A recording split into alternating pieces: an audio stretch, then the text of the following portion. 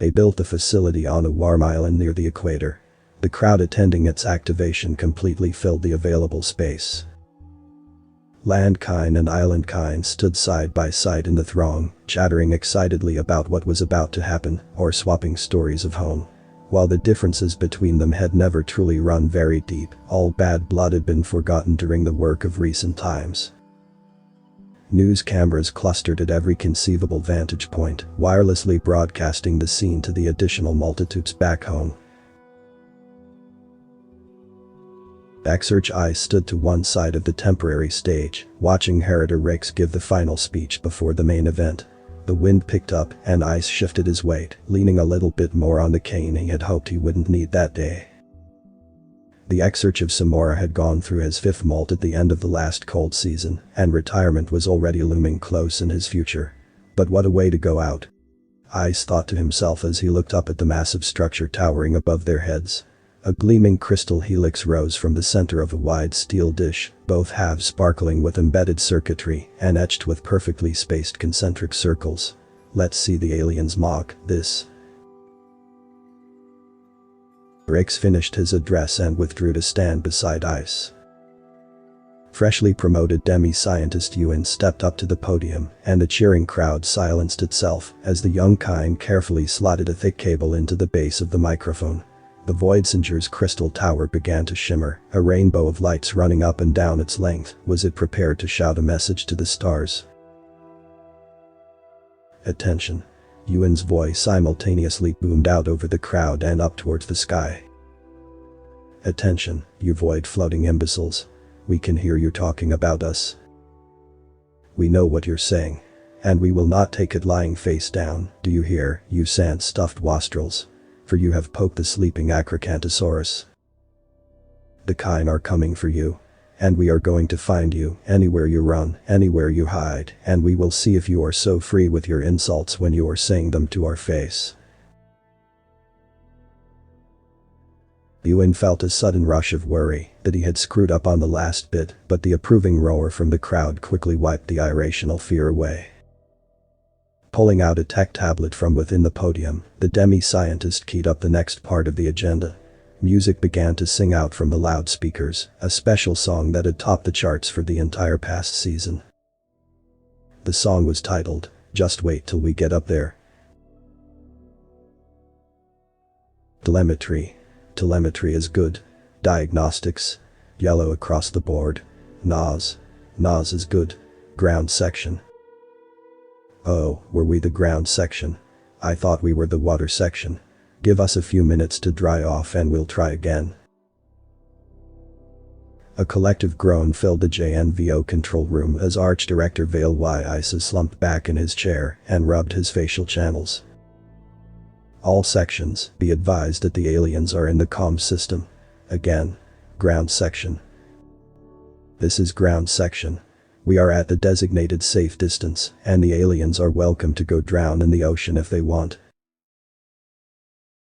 All right, all sections, prepare for launch on my go. You know, I can't help but notice that your craft doesn't seem to match those schematics we so helpfully sent you. Say it isn't so. Tell you what, tree bait. Vale said as he unlocked the plastic cover of the red button in the center of his pulpit. You tell me what a crossword puzzle has to do with faster than light travel, and then we'll talk. Well, if you have to ask, you're obviously not ready for the secret. And that's enough out of you. All sections, prepare for launch in 3, 2, 1, showtime. Vale pressed a button. The drone on the distant launch pad wrapped itself in impossible colors and vanished. The control room was hushed with anticipation, the silence broken only by whispered hopes and the background hum of the computers. Control Actual, this is Cobalt Station. We hear you, Cobalt. We have visual on the We Win. I repeat, Cobalt Station has a visual on the We Win.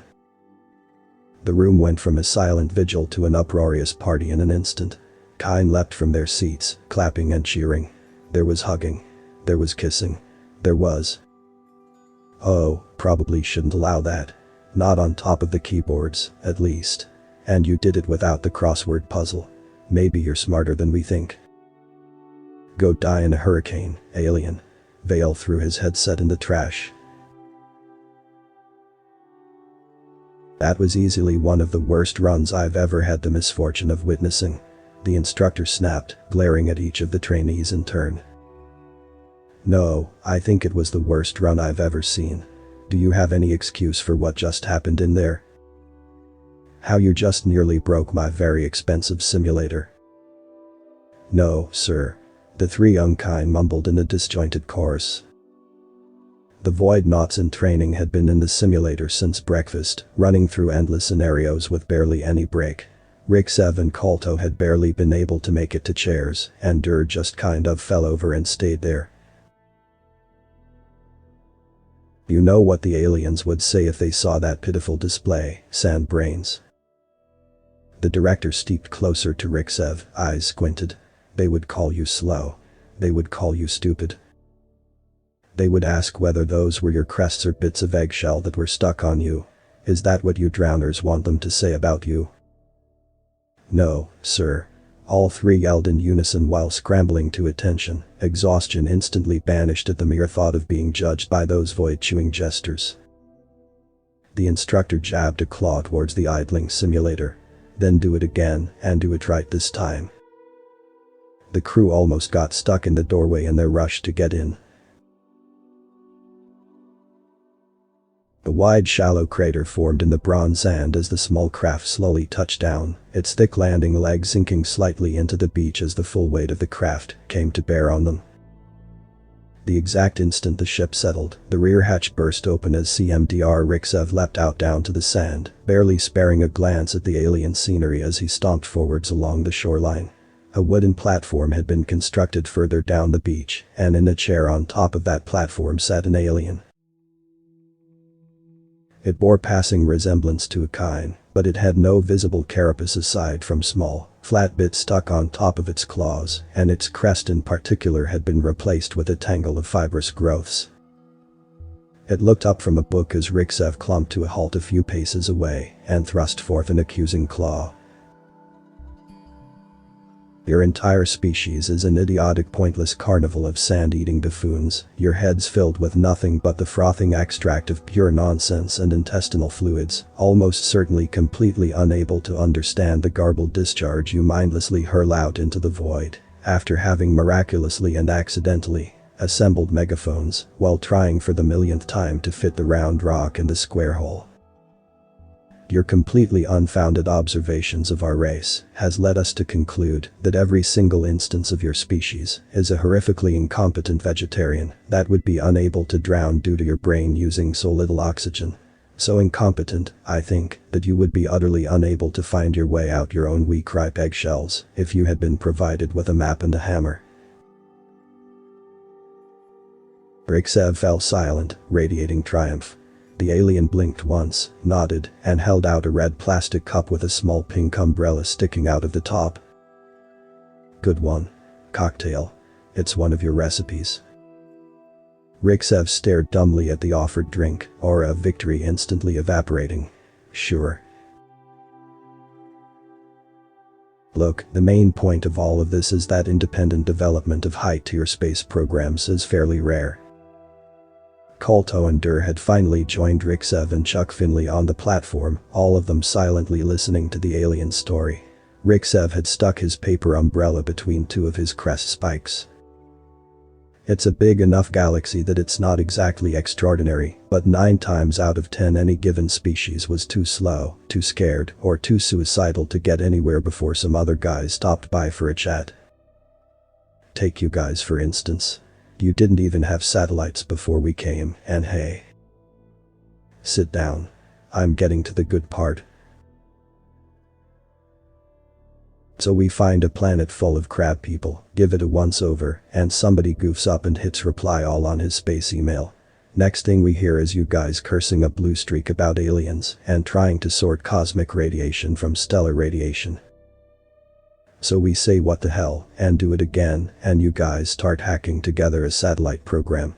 You went from a standing start to launching Hubble Sputnik within 8 years of first contact. And then we just kept poking and poking and poking, and now you're sitting on a beach light years away from Planet Crab, talking face to face with an alien. Riksev considered this, turning around to look at the alien scenery. All right. So what now? Chuck smiled. The question is, my new friends, are you bad enough dudes to take on the galaxy? What does? Because I don't think you are. You just watch us, jackass. Author's name and link to original text is in the description.